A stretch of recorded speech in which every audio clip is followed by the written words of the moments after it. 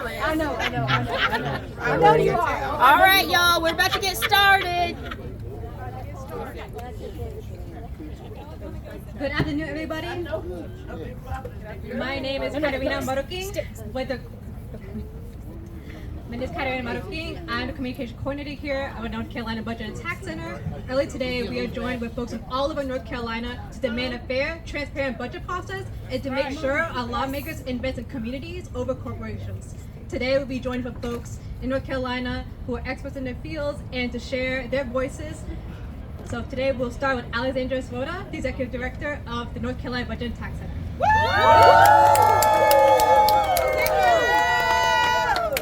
Thank you. It's so great to be here with all of you. As Katerina said, my name is Alexandra Sirota. I'm the Executive Director of the Budget and Tax Center. I've followed the budget process in North Carolina for nearly 2 decades. As an analyst, as a parent, and as a resident of this state who cares deeply about the well-being of our communities now and into the future. I've seen the march to zero income tax and the toll it's taken on our public schools, our child care system, and our state's ability to deliver a better future for us all.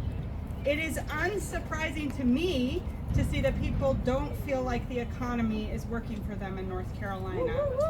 Or to learn, as we did last week when we asked a statewide sample of North Carolinians about the economy, that fully 80% perceived no personal benefit from the income tax cuts of the past decade. The reality is that the march to zero income taxes hasn't and can't deliver the economic futures we dream about for our families and communities, where every person has what they need, where communities can connect people to good jobs, good public schools, and good supports to health and well-being. When policymakers choose corporations over communities, they choose to undercut the people who drive our economy forward. Here are 3 reasons why the elimination of the corporate income tax is not sound economic policy. First, it diverts public money that our work creates away from the programs and services that make our lives easier. All told, when the corporate income tax cut goes into full effect, is eliminated after 2030, the state will have $2 billion less in public money to train workers for jobs of the future, to build the broadband and water infrastructure to support workers, families, and small businesses, to provide families with the child care and transportation options that keep them connected to work. Not right. Second, the corporations who benefit the most from the elimination of the corporate income tax are highly profitable corporations operating in multiple states. 72% of total corporate income taxes collected in North Carolina come from businesses operating in multiple states with more than $25 million in profits. It's their executives and shareholders who will reap the financial reward from a tax break, and they are very unlikely to live here in North Carolina.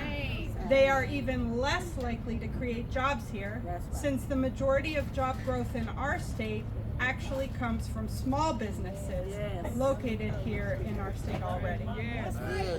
Third, businesses and workers need the public education, the infrastructure, the courts, and the workplace safety that public dollars deliver to us all.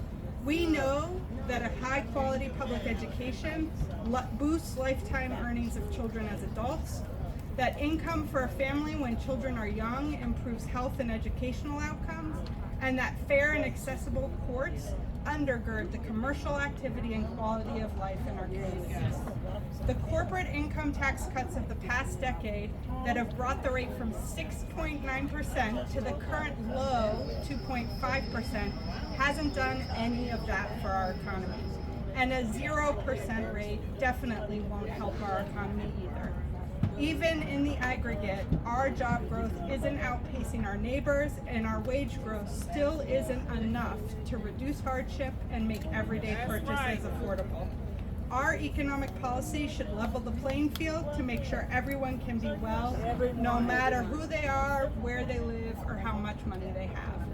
People across the state know what they want for their communities. The opportunity for affordable job training, the health and safety delivered by a well-funded public health department, the everyday services that get delivered with ease when state agencies and local governments are fully staffed and funded to deliver on the promises that their programs make. People across the state know that the true measure of economic success is making sure no child is hungry, no family is without a home, and no entrepreneur is without the opportunity to compete fairly in the marketplace. Stopping the elimination of the corporate income tax is not only the right thing to do for the economy, it's the right thing to do for the people of the state and in defense of our democracy. Taxes are the way we come together to commit to building up our communities.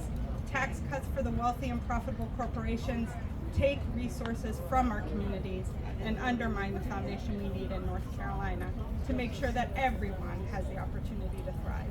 Thank you.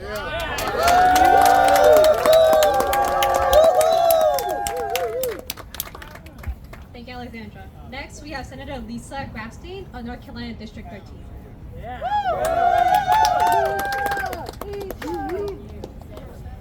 Thank you all so much. Thank you for being here on this lovely day, this lovely warm day, where we're all just feeling very nice and warm. Yes, I am Lisa Grafstein. I serve in the North Carolina Senate from Senate District 13 here in Wake County. Proud to be with you today here on the Halifax Mall. Wish we were inside the building, both for the air conditioning, but also because where policy making is happening is where the people should be heard. That's right. And what I want to tell you is that it's really not too complicated to make a smart budget. Smart budgeting really is just 3 steps, right? Smart budgeting starts with a stable revenue source, it's transparent, and it makes smart investments based on people's needs. And so I want to talk about each one of those just briefly. First of all, starting with stable revenue. It's irresponsible to eliminate the corporate income tax. The 2.5% corporate income tax is already the lowest in our region. The Chamber of Commerce has not even requested a reduction in the corporate income tax. There's no argument from them that we need lower taxes in order to retain and support relocation of businesses here. In fact, we know businesses are already coming here for our population, for the educated population we have in North Carolina, for all the infrastructure that we have, for all the things that North Carolina does well to support businesses. As Alexandra mentioned, most of the money from this cut of the corporate income tax, the $2.5 billion that we are going to be losing, will be going out of state and not being reinvested in our communities. That's a shame. It's a shame for the people of this state. It's just also poor policy. That takes us to transparency. The second point, that what you all have been doing out here today, what the Budget and Tax Center has been doing, collecting stories, hearing from the people about what they need from across this state, that is the work that the legislature should be doing. We should be hearing from the people instead of budgets being made behind closed doors and issued and passed in the matter of hours as opposed to weeks or months for consideration. We should be hearing from people about what their needs are. Which takes me to 3, because we have heard from people about a lot of the important needs that are going on in our state. We do hear some of what's going on that's so clearly a set of needs that needs to be met. First, we have a child care cliff coming up. We have people who are not able to afford child care without certain subsidies that are going to be expiring. We know that's a need for families. It's a need for those children, it's a need for their parents to go to work, and it's a need for the businesses in their community to be able to function with a workforce that's not home taking care of children who were previously in child care. There are so many other needs that things that we could be doing to help working families. An issue that's close to my heart is people with disabilities. I work as a civil rights lawyer on behalf of people with disabilities, and right now in North Carolina we have a waiting list of 17,000 people with disabilities who cannot get services because we have not funded those services. That's not right. We can more than fund those services with much less than $2 billion. Yes. In fact, because of Medicaid matches, we can invest a much smaller amount of that $2 billion and get back $2 for every $1 we spend. And those services then will be provided in every corner of this state. So every county in this state, we would be creating jobs. 20,000 jobs could be created if we invested a proportion, a small percentage of that $2 billion, if we invested it back in the people of this state. Creating 20,000 jobs means that every county in this state sees job growth, sees those dollars circulate back through their economy, because these are folks These are folks who are not taking their money overseas and putting them in a bank account. They're going down to the food line and spending those dollars. So that's another smart investment. Other things we can be doing to help working families, I filed some bills today with some colleagues in the Senate to reinstate the earned income tax credit, which families need. It helps working families. We've also filed a bill to eliminate the tax on student debt relief. Students are getting that. Student debt relief has been a valuable thing at the federal level, but we tax it at the state level, which means that people are having to pay taxes on money they didn't see. It was just a loan forgiven to them, so it's coming out of their pockets. And obviously, we can be talking about our education system all day. We file bills today to give teachers real raises, to return master's pay and longevity pay to teachers, so we can set our students up for the jobs of the future, for full lives where they can thrive and build a home here in North Carolina and not have to leave. So we can make our revenue stable, we can be transparent and listen to the people about what they need, and then we can make those smart investments. I'm calling on my colleagues to do that with me, and I so appreciate everybody with the Budget and Tax Center, everybody from around the state who's come here today to speak up for the people of North Carolina. Thank you.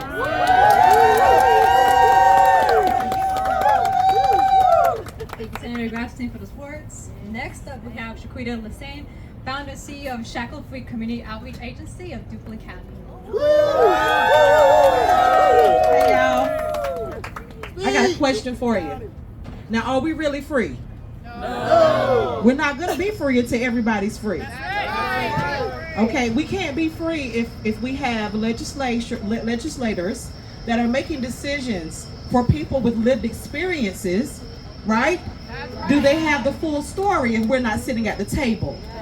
So the reason why North Carolina is 32% of our residents are considered low income, the richest 5% of households make an average of 28 times more than the poorest 20% of households. Median worker earnings for people aged 25 and over is $45,000, which is only 74% of what it takes to meet basic needs. So that other 26%, what happens with that? The other 26% that we need for childcare, the 26% that we need to keep our children off the streets, the 26% that we need to keep the death rates among our juveniles at a lower number. Because in Duplin County this year, in the past 3 years, we lost about 30 due to health inequities. At the end of the day, if we don't come together with the right people at the table, with the money being allocated to the right places, then what we're seeing is the death of our young people and the death in our communities. So I'm standing today in the stead of our teen moms, our teen dads, our single moms, our single dads, the people who don't have an opportunity to come to these places and speak. I'm speaking for them today. We need to be heard. We need a seat at your table. We need to be able to be included on your advisory teams. We want to be able to have our voice heard. We want you to come out to our communities. Come out to our food pantries, right? Come out to where we're taking people in as they are. We're helping them to rise from crisis to thriving. We need for you to come out to the community and see exactly what makes sense in our community. To see that they'll rather go to the barbershop and the beauty shop to get their social determinants of health needs met versus going to the community colleges and libraries sometimes. So making sure the resources actually go into the community where they are needed so that we can stop the bloodshed of our youth. So we can stop having 95% or more of our children qualifying for free or reduced lunch. At the end of the day, if you don't speak the language of poverty, this is the wrong job for you to be in. This is the wrong career for you to be in.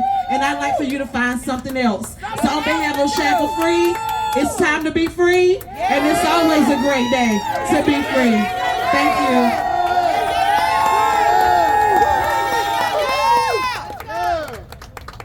Thank you, Chiquitta. All right, next up we have Kelby Hicks of Northampton County and board member of A Better Chance, A Better Community.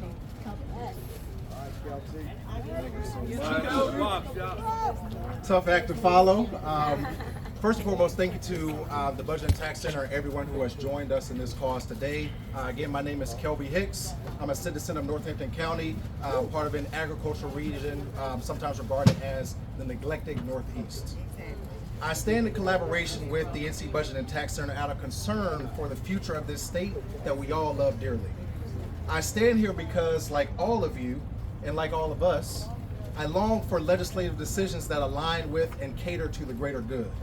Specifically, I'm an advocate for budgets that are fiscally sound and responsive to the most critical needs of North Carolina citizens. There's no doubt that decision makers have a tough task in assigning monetary value to the programs and services that push our state forward. But that responsibility is not met without taking into account the diversity of need across all 100 counties. When I look at the policy perspectives reflected in the budget and the problems that plague key communities in certain pockets of our state, there is no doubt that there are critical interests and voices missing from these conversations as the proverbial pie is cut and distributed. There are seats missing at the table, if you will. As a collective, this group before you today is one that advocates for a people-driven budget process, clearly reflected in final spending decisions. I believe in public education and the capacity of both enterprise and government to contribute to the enrichment of society's triple bottom line. Corporations have a duty to pour into the communities in which they sit beyond just mere job creation. The approximately $2 billion we'll lose from complete elimination of the corporate income tax alone could help fund childcare and healthcare services in areas with stark disparities in social outcomes. Those displaced dollars could also remedy education funding gaps, such as those highlighted in the Andrew case, and exacerbated by shortfalls inherent in communities like mine.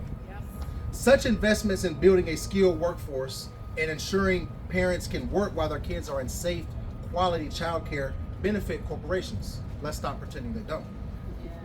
It's time to offer a seat at the table instead of a place on the menu. A democracy that derives its satisfaction from the whims and wishes of elected officials rather than from the will of the people is no democracy at all. It's time to re-engineer our economic realities. We must infuse equity into our efforts and ensure that our tax policy doesn't further coerce the ill conditions of current. We must promote a budget process that is inclusive and representative of the people it intends to serve, rather than one that underscores purely partisan or political interests. Equity, integrity, sustainability, these principles are foundational to the well-being of our citizenry, and they honor our steadfast commitment to building a better North Carolina for all of us, not just a select few. Now, those who have stood before me have said this much more profoundly, so my final call to action would be: keep the corporate income tax, support public education, secure our future. Thank you.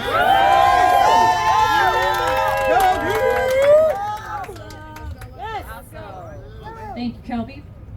Next, we have Representative Morey of North Carolina District 8. Okay, this will be brief because everyone's melting behind me. But I tell you, this represents North Carolina. So thank you. You all are why we're here. I came here in 2017, 2018, the first time in the long session we had a budget. Guess what? They actually had meetings. They actually had a floor debate. We were allowed to do amendments. There was time after the budget was presented, we could read it. And we could vote on it. Yeah. What happened this year? 18 hours. 1,000 pages, 2 documents to look at. Do we have any time to digest it? No. And that's not fair. Because it affects our freedoms. Freedoms and fairness. So that's why we're here. All we want is to fight for fairness for the people. And yet the Republicans say, we can deplete corporate income tax, we can lose $2 billion, but we can make up for it. How do we do that? Tax the poor. Tax the poor. How about gambling? Let's pass sports betting. Let's raise some money on gambling. Is that what you all want? No. Let's raise fees on everyday citizens of driver's license, of vehicle, of court costs, of raising licensure. Do you want that to happen? No. Is that fair? No. Maybe we should raise some fees on taxing bullets and guns. Yeah. All right. I'm with you. Let's introduce that. All this is about today is fairness. Fairness for the people. That's who we represent, not the corporations. Let's not lose $2 billion by 2030. We can repeal it. Let's put it in a committee. Let's put it on the floor. Let's call for a vote. Thank you.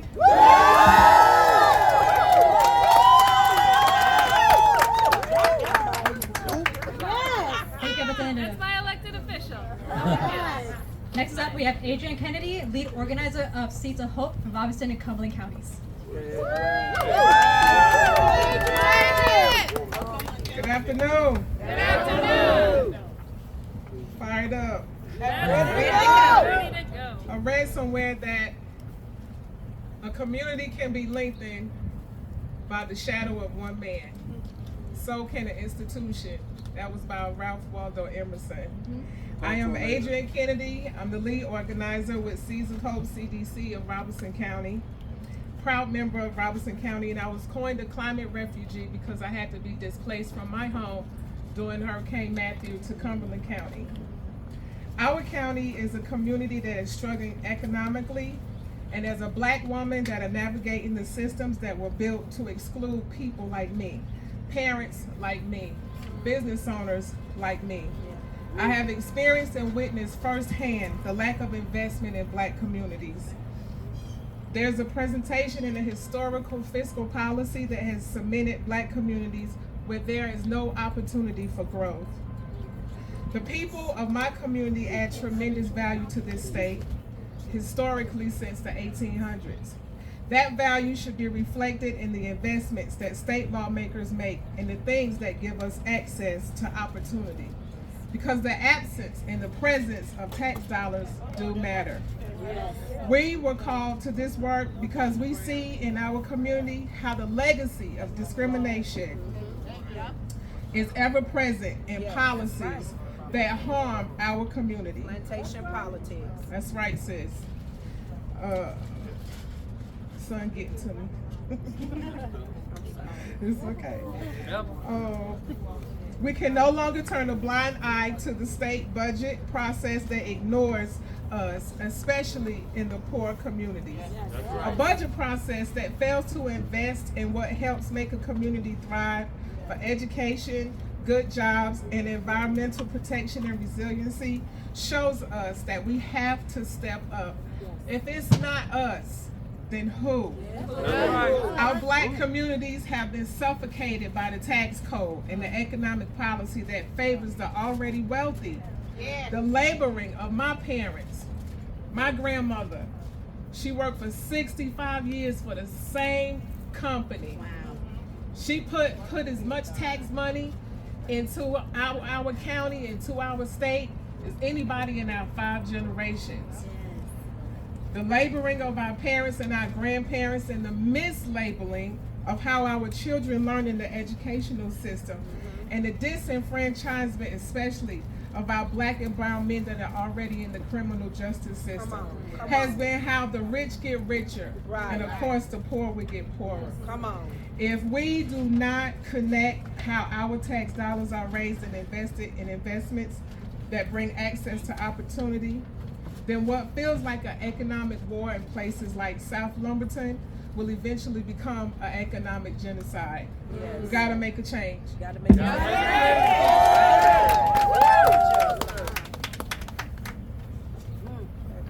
Thank you, Adrienne. Closing us out is Reverend Lisa Garcia-Sampson, Executive Director of the Unitarian Universalist Justice Ministry in North Carolina and member of the People's Budget Coalition.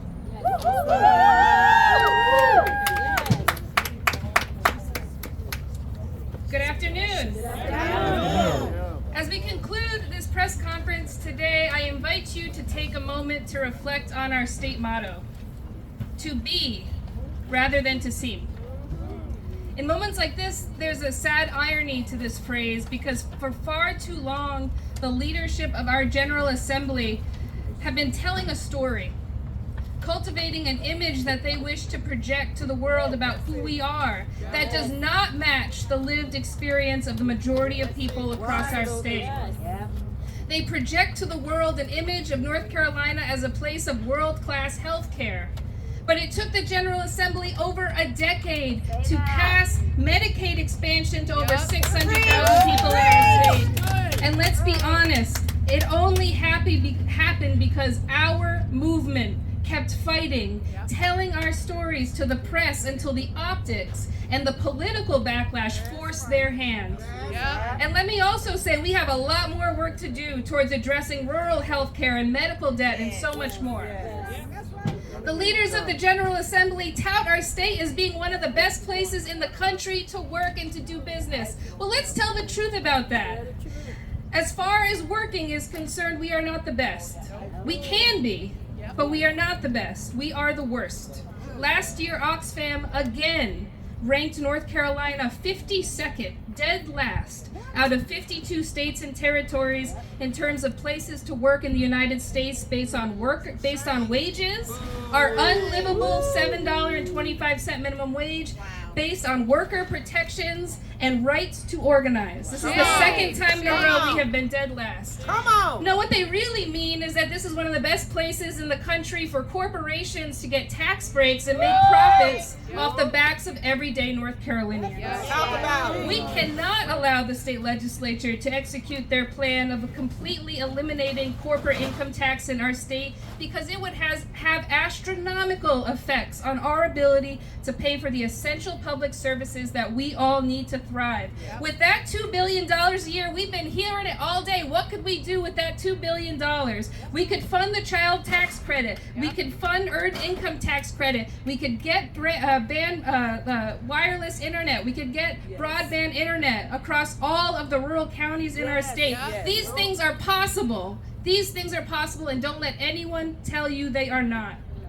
Finally, while some of us enjoy world-class education in North Carolina's higher education institution, our youngest public school students are on the outside looking in. The complete disregard for our children by this General Assembly leadership is morally unacceptable. Unacceptable. Even though we have the financial resources to create world-class public schools, we are by nearly every measure dead last or second to last in public school investment by the state. That is nothing short of a crisis. In this moment, how dare you put forth a plan to siphon hundreds of millions of dollars from public schools to put into the private school vouchers program? When we know that the money will disproportionately benefit wealthy families who are already sending their kids to private schools. Shame on you. We see what you are doing. We see your plan, and hear us clearly. The people of this state will not let you dismantle our public school system. That's our money. This year, we continue the fight for desperately needed teachers' raises. Give them the respect and the compensation that they deserve. And we will not stop fighting until you fulfill your constitutional promise to the children of North Carolina to provide them with a sound basic education. We will win full funding for the Leandro plan. We will do that together. Friends, this is our money. And we have the right to a transparent and democratic budget process. But again this year, it's not like the glory days that Marcia mentioned. Again this year, the General Assembly has created no opportunities for us to inform how our money is spent. We were not invited to the party. So today, North Carolinians from the mountains to the ocean crash the party. And we will keep crashing the party until the budget truly funds our future. One more thing. A budget is a moral document. Yes. It tells a story about who we are and what we value and what we need to thrive. Exactly right. Right now, the powerful few who are drafting this budget are feeding us a false narrative, justifying a lack of investment in NC as fiscally responsible. But in actuality, they are ignoring their moral responsibilities to the people of the state. In the spirit of our state motto, to be rather than to seem, I urge you to interrogate that story. And I urge you to take to heart all the stories that we have heard from North Carolinians today. But finally, I urge you to interrogate the limits of your imagination for what is possible with the abundant financial resources at our fingertips. Let us actually be a place of world-class healthcare for all of us. Let us actually be among the best places in the country to work based on wages and workers' rights. Let us truly be a place of world-class education for all the children in our state. Friends, the movement in North Carolina, united by this vision, is more powerful than we can even imagine. We have demonstrated that today. It was first, before Martin Luther King made the quote famous, it was first the Unitarian minister Theodore Parker who first said that the arc of the moral universe is long, but it bends towards justice. Friends, this movement from the mountains to the oceans will bend this arc and keep bending this arc until the new North Carolina that we know is possible is in our fingertips. Yeah. We have the moral courage to create a new North Carolina. Thank you. Thank you, Ma'am Lisa.